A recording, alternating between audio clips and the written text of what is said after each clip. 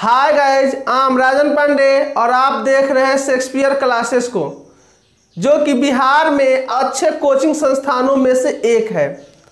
और इसका प्रमाण है हमारा हर साल का बेहतर से बेहतर रिजल्ट। जैसे आप इस साल का इंटरमीडिएट का रिजल्ट देखें तो हमारे साथ जो यहाँ पे फोटो में है, जिनको मैं मिठाई खिला रहा हूँ, ये है धीरज कुमार। इन्होंने बिहार इंटरमीडिएट रिजल्ट 2020 में 9वें स्थान को हासिल किया। इनका कुल प्राप्तांक है 466 अंक और बिहार के टॉप 10 पे ये 9वें स्थान पे काबिज हैं। इनके साथ साथ सैकड़ों विद्यार्थियों ने अच्छे मार्क्स लाकर बिहार का तथा कोचिंग का नाम रोशन किया। ये मेरे साथ जो फोटो में दिख रहे हैं, ये है मंटू कुमार और ये 2019 में 446 अंक लाकर हमारे कोचिंग और क्षेत्र का नाम रोशन किया और ये जिला टॉपर थे। जहां तक मैट्रिक का सवाल है, 2020 में अमन कुमार ने 449 अंक लाकर तथा 2019 में विकास कुमार पांडे ने 442 अंक लाकर बिहार का तथा कोचिंग का नाम रोशन किया। दोनों रामगढ़ के रहने वाले हैं। साथ ही अनेकों विद्यार्थी ने 85% अंक लाकर कोचिंग का नाम रोशन किया, जिसका नाम वर्णन करूंगा तो काफी अधिक समय लग जाएगा। Hello friends, welcome back to the channel Shakespeare classes. I hope आप सभी अच्छे होंगे और 10th क्लास के जो भी चैप्टर्स पढ़ाए जा रहे हैं आपको समझ में आ रहे होंगे। ओके, तो हम लोग पढ़ रहे थे ट्रांसपोर्टेशन यानी परिवहन। तो परिवहन का फर्स्ट पार्ट काफ़ी अच्छे से मैंने आपको पढ़ाया था और आज बात है परिवहन का सेकंड पार्ट पढ़ने की। ठीक है, तो परिवहन के सेकंड पार्ट में हम क्या देखने वाले हैं वो हम लोग आगे चल के पढ़ लेते हैं। तो सेकंड पार्ट में परिवहन के हम लोग पढ़ेंगे जंतुओं में परिवहन और फर्स्ट पार्ट में हमने पढ़ा था पौधों में परिवहन। ठीक है, तो पौधों में परिवहन अच्छे से पढ़ लेने के बाद हम लोग पढ़ेंगे जंतुओं में परिवहन। देन जंतुओं में परिवहन क्या होता है। देखो, जंतुओं का जो परिवहन तंत्र होता है, परिवहन तंत्र मैंने पिछले लेक्चर में बताया था, है ना, कि वैसे तंत्र होते हैं जो परिवहन में यूज होते हैं। जैसे पेड़ पौधों में जाइलम फ्लोएम, हमारे शरीर में धमनी, सिरा, हृदय, रक्त, है ना, ये सभी जंतुओं में परिवहन के लिए आवश्यक होते हैं। तो जंतुओं का परिवहन तंत्र क्या कहलाता है? रक्त परिसंचरण तंत्र कहलाता है। आप याद रखना, ठीक है। क्या जंतुओं का परिवहन तंत्र क्या कहलाता है? रक्त परिसंचरण तंत्र कहलाता है। उसके बाद रक्त परिसंचरण तंत्र किस किस चीज से बनता है? तो रक्त यानी ब्लड, जिसको आप लोग अपने भाषा में खून कहते हो, हृदय और रक्त वाहिनियां, है ना। रक्त वाहिनियों में आते हैं धमनी, सिरा और छोटी मोटी कोशिकाएं। ठीक है, तो रक्त परिसंचरण तंत्र समझ में आया। पहले बात याद रखो, देखो, जंतुओं का परिवहन तंत्र क्या कहलाता है? रक्त परिसंचरण तंत्र कहलाता है। अगर परीक्षा में आपसे पूछा गया कि जंतुओं के परिवहन तंत्र को क्या कहते हैं, देन आप कहेंगे रक्त परिसंचरण तंत्र कहते हैं। और जो रक्त परिसंचरण तंत्र होता है जंतुओं का, वो किस चीज से बना होता है? रक्त यानी खून, ठीक है, हृदय और रक्त वाहिनियों से बना होता है।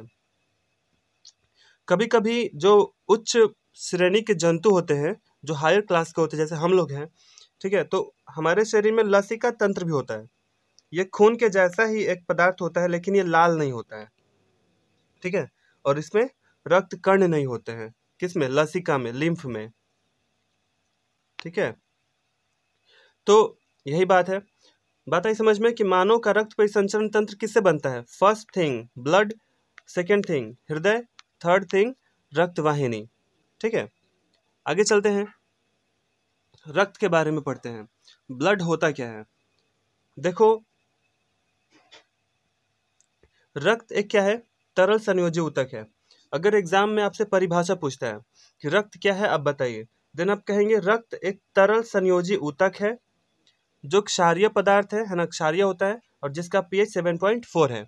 अब देखो, सिर्फ इस एक लाइन में मैं 3 ऑब्जेक्टिव आपको बता चुका और एग्जाम में यहाँ से ये तीनों क्वेश्चन पूछे ही गए हैं। एक बार एग्जाम में पूछा गया था कि रक्त निम्नलिखित में से क्या है? जटिल ऊतक है ना, कंकाल ऊतक है, संयोजी ऊतक है, या इनमें से कोई नहीं है? तो आपका आंसर क्या होगा? एक संयोजी ऊतक है। संयोजी ऊतक मतलब ये एक जोड़ता है, एक अंग को दूसरे अंग से जोड़ने का काम करता है ना। उसी प्रकार का ये एक तरल है, लिक्विड है, तरल संयोजी ऊतक है। ये क्षारीय पदार्थ भी होता है, ठीक है। और इसका पीएच मान कितना होता है? 7.4। एग्जाम में ये बहुत बार पूछा गया है कि रक्त का पीएच बताइए, तब आप बताएंगे रक्त का पीएच होता है 7.4। क्लियर है? रक्त के दो मेन पार्ट होते हैं, याद रखना।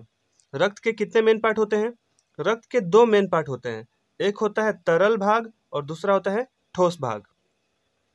जो रक्त का तरल भाग होता है प्लाज्मा, और जो ठोस भाग होता है वो है रक्त कोशिकाएं, ठीक है।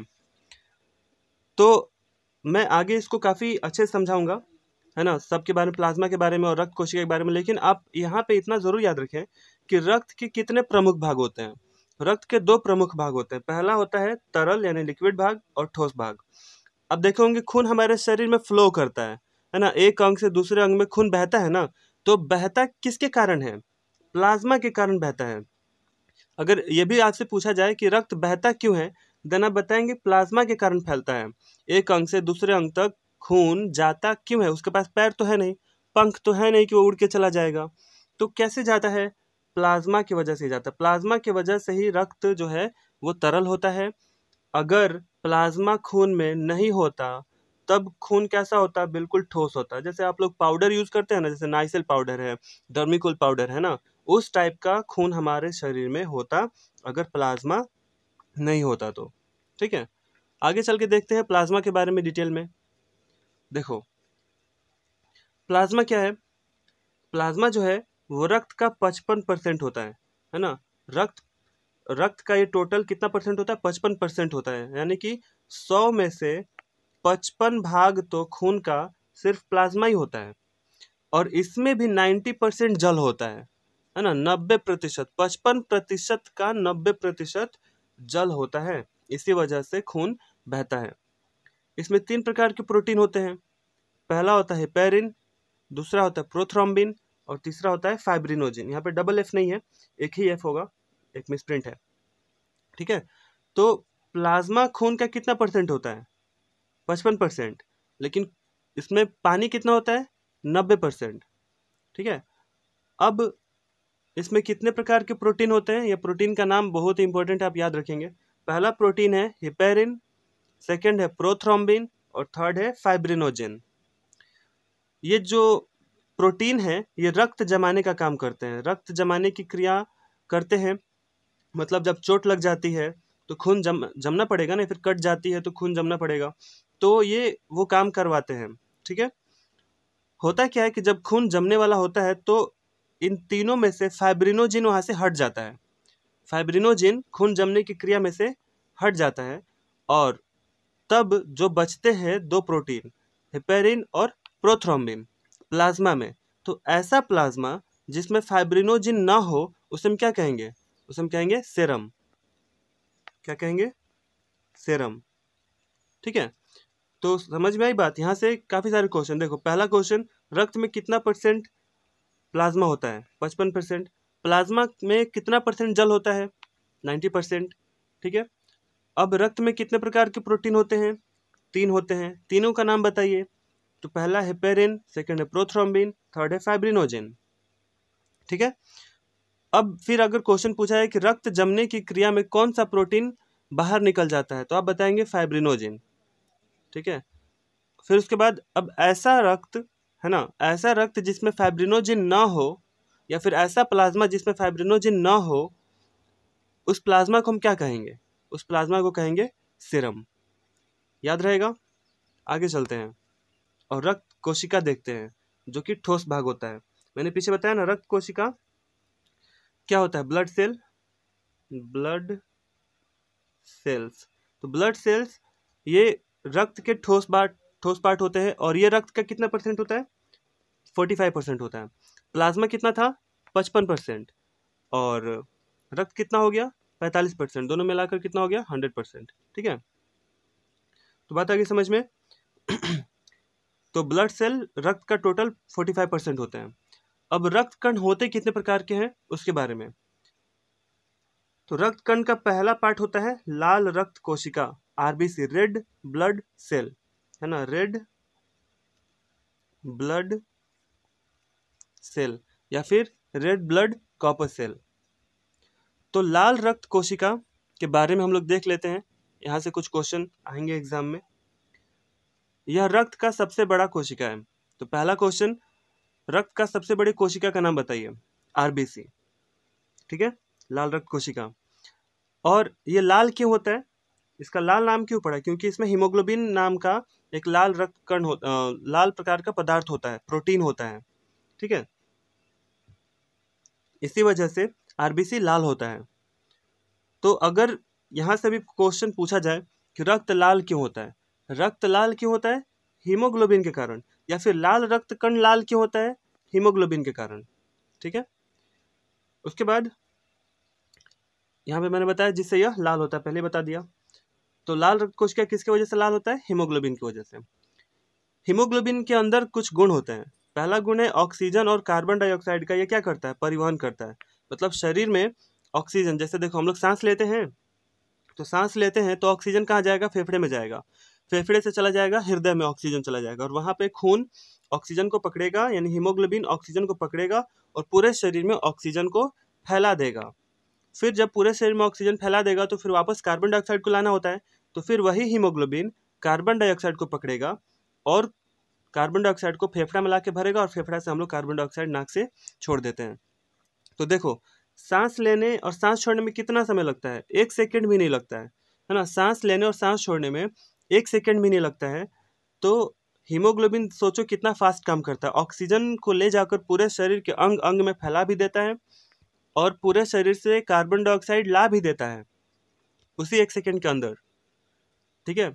तो हीमोग्लोबिन हमारे शरीर के लिए काफ़ी फायदेमंद है। अगर हीमोग्लोबिन की कमी पड़ जाए तो शरीर में ऑक्सीजन और कार्बन डाइऑक्साइड अच्छे से परिवहन नहीं हो पाएंगे, ठीक है। और एक बात, जो हीमोग्लोबिन ऑक्सीजन को ले जाता है उसे ऑक्सी हीमोग्लोबिन कहते हैं, नाम याद रखना, उसे क्या कहते हैं, ऑक्सी हीमोग्लोबिन, ठीक है। तो अगर एग्जाम में आपसे पूछा जाए कि जो हीमोग्लोबिन ऑक्सीजन को परिवहन करता है उसे हम क्या कहते हैं, ऑक्सी हीमोग्लोबिन, और जो हीमोग्लोबिन कार्बन डाइऑक्साइड को वापस लाता है उसे कहते हैं कार्बोक्सी हीमोग्लोबिन, ठीक है। एक और इम्पोर्टेंट बात, लाल रक्त कोशिका में केंद्रक नहीं होता है। तो अगर एग्जाम में पूछा गया कि ऐसा ब्लड कोशिका का नाम बताइए, ऐसे रक्त कोशिका का नाम बताइए जिसमें केंद्रक नहीं होता है, तब आप नाम लेंगे आरबीसी का, ठीक है। नेक्स्ट चलते हैं श्वेत रक्त कोशिका के पास, डब्ल्यूबीसी। तो ये रक्त कोशिका का दूसरा पार्ट है, डब्ल्यूबीसी, व्हाइट ब्लड सेल या फिर व्हाइट ब्लड कॉपर सेल। तो इसमें हीमोग्लोबिन नहीं पाया जाता है। तो लाल रक्त कोशिका में हीमोग्लोबिन पाया जाता था इसलिए लाल था, इसमें हीमोग्लोबिन नहीं पाया जाता इसलिए लाल नहीं होता है, श्वेत होता है, सफ़ेद होता है, और यह शरीर को बीमारियों से बचाता है, ठीक है। तो व्हाइट ब्लड सेल हमारे शरीर को बीमारियों से बचाता है। अगर ये जिस दिन हार जाता है वायरस और बैक्टीरिया से, उस दिन हम लोग बीमार पड़ जाते हैं। तीसरी है प्लेटलेट्स। जो तीसरी रक्त कोशिका वो क्या है, प्लेटलेट्स। इसे हम लोग रक्त पट्टिकाणु भी कहते हैं या फिर थ्रोम्बोसाइट्स भी कहते हैं, और इसका जो मेन काम है वो है रक्त का थक्का जमाना, है ना। ये रक्त का थक्का जमाता है, जैसे चोट लग जाए फिर कट छट जाए तो ये खून जमाने का काम कर देता है और खून को बहने नहीं देता है, ठीक है। और ये वाली बात तो मैंने आपको पहले बता दिया है कि रक्त हीमोग्लोबिन के कारण ही लाल होता है, ठीक है। अब हम लोग पढ़ेंगे मनुष्य के हृदय के बारे में, ठीक है।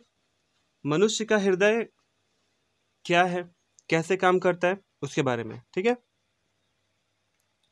तो हृदय क्या है, हृदय एक मांसल संरचना है। मांसल का मतलब क्या होता है, मांस का बना हुआ है, इसमें एक भी हड्डी नहीं है। तो हृदय एक मांसल संरचना है और इसके ऊपर पेरिटोनियम की एक दोहरी झिल्ली होती है ना। हृदय के ऊपर एक झिल्ली होती है, दोहरी झिल्ली होती है, मतलब डबल लेयर का उस पर कवर चढ़ा होता है, पेरिटोनियम का बना होता है वो, ठीक है। किस चीज़ का बना होता है वो, पेरिटोनियम का बना होता है, जिसे हम लोग पेरिकार्डियम झिल्ली कहते हैं। ठीक है, तो हृदय क्या है? हृदय एक मांसल संरचना है और हृदय के ऊपर जो झिल्ली होती है वो किस चीज़ की बनी होती है? पेरिटोनियम की बनी होती है। और उस झिल्ली को हम लोग कहते क्या है? पेरिकार्डियम झिल्ली कहते हैं। ठीक है, फिर मनुष्य के हृदय में कितने वेश्म होते हैं? 4 वेश्म होते हैं। मनुष्य हो या फिर जो भी स्तनपायी जीव है, यानी मैमेलिया ग्रुप का जीव है ना, जो दूध देते हैं जो जीव, तो वो सभी उनके हृदय में 4 वेश्म होंगे, 4 कोष्ठ होंगे, जिसे हम लोग दायां बायां अलिंद और दायां बायां निलय कहते हैं। यानी कि एक दायां और एक बायां तो 2 हो गया, फिर एक दायां और एक बायां 2 हो गया, तो 4 वेश्म होते हैं। ठीक है, फिर दायां अलिंद और दायां निलय। ठीक है, इस देखो इस पार्ट में हृदय का चित्र नहीं दिया है। नेक्स्ट पार्ट 3 जब आएगा इस लेक्चर का, तो उसमें मैं आपको इसका क्रियाविधि बताऊंगा, तब आपको फिगर के साथ दिखाऊंगा, तब तक आप ये बात भी याद रखेंगे। तो फिलहाल के लिए याद रखिए कि हृदय का दायां अलिंद और दायां निलय एक दूसरे से त्रिदलीय कपाट से जुड़े होते हैं, है ना, एक प्रकार के दरवाजा होता है। तो हृदय के जो ऊपरी पार्ट होते हैं, जैसे इस टाइप का हृदय होता है हमारा। ठीक है, ये हृदय है, ये है दायां अलिंद, ये है दायां बायां अलिंद। ऊपर का दोनों पार्ट क्या होता है? अलिंद अलिंद होता है, और नीचे का 2 पार्ट होता है निलय निलय। तो ये दायां अलिंद, ये बायां अलिंद, ये दायां निलय और ये बायां निलय। ठीक है, तो यहाँ पे मैंने क्या लिखा है कि दायां अलिंद और बायां निलय के बीच त्रिदलीय कपाट होता है। तो दायां अलिंद ये है ना, और दायां निलय ये है, तो इन दोनों के बीच जो होता है एक दरवाजा होता है, जिसे हम लोग कहते हैं त्रिदलीय कपाट। और फिर वहीं बायां अलिंद और बायां निलय, मतलब ये बायां अलिंद और बायां निलय के बीच द्विदलीय कपाट होता है। यहाँ पे द्विदलीय कपाट होता है। तो यहाँ से क्वेश्चन ये आता है कि त्रिदलीय कपाट किन के बीच होता है, या फिर दायां अलिंद और दायां निलय के बीच कितना कपाट होता है? तो त्रिदलीय। और बायां अलिंद बायां निलय के बीच में कितने कपाट होते हैं? तो द्विदलीय। ठीक है, उसके बाद हृदय के वेश्मों में संकुचन और शीतलन होता रहता है। मतलब हृदय का जो वेश्म है अलिंद और निलय, उसमें हमेशा संकुचन और शिथिलन होते रहता है। तो हृदय के संकुचन को हम लोग क्या कहते हैं? सिस्टोल कहते हैं, और उसके शिथिलन को डायस्टोल कहते हैं। याद रखना, बहुत फेमस क्वेश्चन है। हृदय के संकुचन को सिस्टोल और हृदय के शिथिलन को डायस्टोल कहते हैं। और पूरा ये जो एक सिस्टोल और एक डायस्टोल मिलाकर एक धड़कन बनता है। मतलब एक धड़कन में एक सिस्टोल होता है और एक डायस्टोल होता है। अब देखो, मैं थोड़ा और अच्छा समझा देता हूँ। आपको पता है कि ऊपर ये दोनों पार्ट दायां बायां अलिंद है, ये दायां बायां निलय है, और इसमें संकुचन और शिथिलन होते रहता है। तो जब ऊपर का पार्ट संकुचित होगा तो नीचे का पार्ट शिथिलन हो जाएगा, मतलब फैल जाएगा। ठीक है, फिर नीचे का पार्ट संकुचित होगा तो ऊपर का पार्ट फैल जाएगा। तो इस टाइप से शिथिलन और संकुचन होता रहता है। ऐसा नहीं कि पूरा हृदय एक ही बार में संकुचित हो जाएगा और एक ही बार में फैल जाएगा, ऐसा नहीं होता है। ठीक है, तो वो रहा आपका डायस्टोल और सिस्टोल। आप याद रखिएगा, हृदय के संकुचन को सिस्टोल और शिथिलन को डायस्टोल कहते हैं। ठीक है, अब हृदय के धड़कन को नियंत्रित करने के लिए एक विशेष तंत्रिका ऊतक होती है, जिसे हम लोग कहते हैं एसे नोड कहते हैं, यानी साइनो ऑरिक्यूलर नोड कहते हैं। ठीक है, तो अगर आपसे एग्जाम में पूछा है कि हृदय के धड़कन को नियंत्रित करने के लिए कौन सा तंत्रिका ऊतक होता है, तो आप बताएंगे एसे नोड होता है, जिसे हम लोग क्या कहते हैं? पेस मेकर कहते हैं।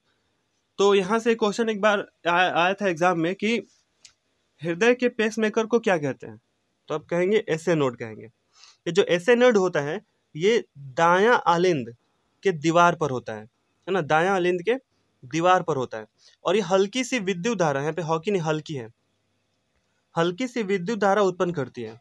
ठीक है, हल्की सी, एकदम काफी बहुत हल्की मात्रा में विद्युत धारा उत्पन्न करती है, जिसे हम लोग इलेक्ट्रोकार्डियोग्राफ यंत्र द्वारा अंकित कर सकते हैं। आप लोग देखे होंगे किसी मूवी में कंप्यूटर चलते रहता है और इसमें इस टाइप का कंप्यूटर में दिखते रहता है ना, तो जो दिखाता है कि उसकी दिल की धड़कन चल रही है और वो व्यक्ति जिंदा है, इसको हम लोग इलेक्ट्रोकार्डियोग्राम कहते हैं। जो ये तिरछी तिरछी लकीरें होती हैं ऊबड़ खाबड़, इसको हम लोग इलेक्ट्रोकार्डियोग्राम कहते हैं। और जिस मशीन से ये निकाला जाता है उसे हम लोग इलेक्ट्रोकार्डियोग्राफ कहते हैं। ठीक है, तो यही अंतर है। तो ये रहा परिवहन का पार्ट 2। नेक्स्ट जब पार्ट आएगा तो उसमें मैं आपको हृदय की पूरी क्रियाविधि बताऊंगा, दोहरा परिसंचरण तंत्र बताऊंगा, ठीक है, और साथ ही साथ रक्त वाहिनियों के बारे में भी बात करूंगा। ठीक है, तो आज के लिए इतना काफ़ी है।